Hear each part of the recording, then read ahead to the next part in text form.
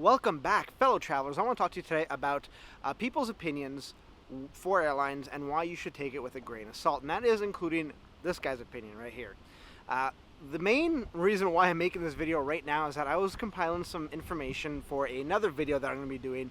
It's going to require a lot of work and a lot of research, so that's why I'm kind of getting in the middle of things. That one here is going to take me a long time to produce, but one instance of an airline or a flight shouldn't reflect an airline's totality in operations, in customer service, or anything in between.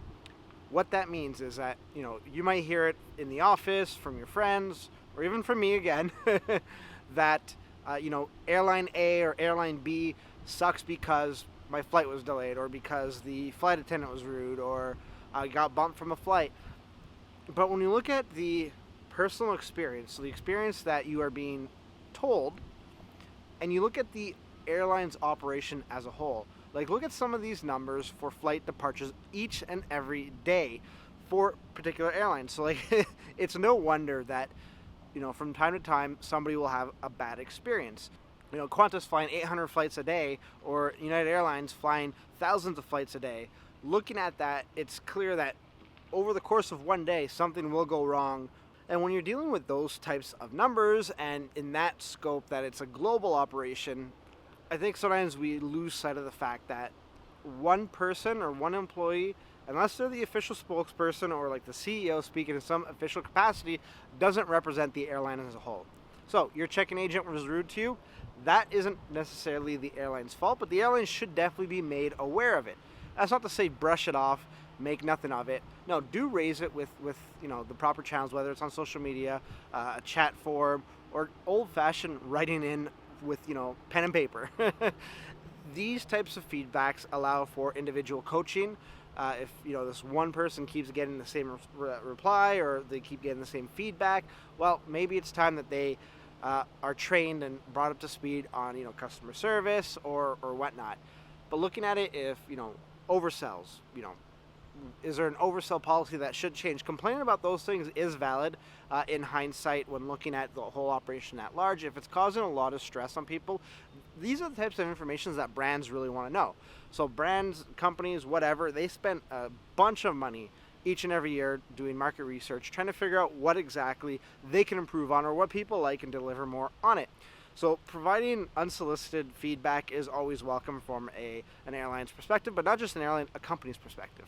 So it's important to really dive deep on why these experiences happened, and telling your friend or listening to your friend about the time that they were bumped off a flight is also important. It's on the shape your reality and your perception of your experience that you're going to be embarking on. But to say that each flight taken off by a certain airline, you're going to experience that, or the airline is bad because of that instance, I think is wrong. And I think that even myself, when I talk bad about companies to my friends, I think I need to also remember that that's my experience. It doesn't mean that's the totality of the experience that you will be subjected to.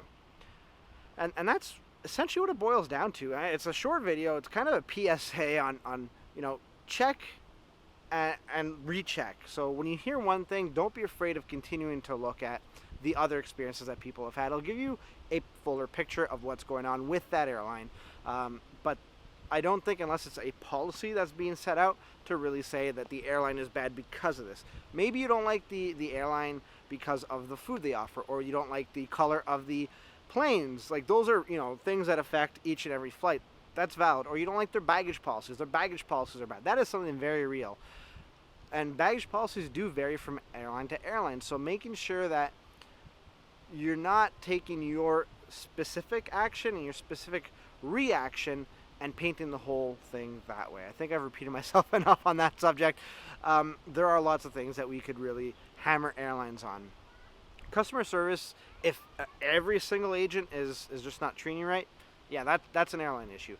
If you went to an airport and the agent at the gate was rude to you, but when you got to the other airport and you spoke to an agent about it, or you're connecting and you spoke to another agent regarding your seat and that agent was nice, what story you're more likely to tell? You're probably more likely to tell the bad one. But I think it's also important to give the good and the bad, and let the airlines know. Let the airlines know what it was, where it happened, when it happened, and under what circumstances. It's not necessarily about getting free things or hoping to get like $20 off your next flight. It's about making sure that that one person that kind of ruined your flight doesn't ruin other people's flights. I think that's where it comes down to, really. A lot of the complaints do stem from agents, flight attendants, or anything in between that you don't feel acted properly representing the airline. And I'll take it back to one of my my experiences when I was working at Air Canada, and I was at the check-in counter, and I told the person that they were late for their flight and that they couldn't board. They couldn't get past the check-in area. Well, the person said, "Well, you're Air Canada." I'm like, "No, I work for Air Canada, but I'm not Air Canada. I don't make these policies." It's like, "No, you are the face of the company right now, and if you don't like it, I'm taking it out on you, and you have to deal with it because I want to be upset at Air Canada, and you are Air Canada right now." Well, that's part of the customer service, right? I had to take it. But at that moment, I did realize that, people's perception of an airline are reflective on the then and now and whoever they're dealing with. And that's not always the case. The airlines employ thousands upon thousands upon thousands of people. So you're bound to get some bad apples. It's important that we as a community, harvest the good apples and discard the bad ones, or try to unbruise an apple, I guess would be the proper analogy, but it's not an analogy that makes much sense. Anyways, that's my opinion on people's opinions of airlines. They're valuable, they're insightful, they give you a fraction of what the airline's capable of or what you might experience. But it's important not to take that as gospel. That includes my reviews, your friends' reviews, and your colleagues' reviews. There you have it. I would like to know what you think about, just airlines in general. What is your opinion of certain airlines? Name whatever airline, and let me know why. I would definitely love to hear it. In the meantime, if you'd like to check out some of my other videos, you can do that right over there. And if you'd like to subscribe, you can do that right there. It really helps the channel out, but it also lets you know when we upload new content. I'd like to thank you for making me a part of your day, and until next time, safe travels.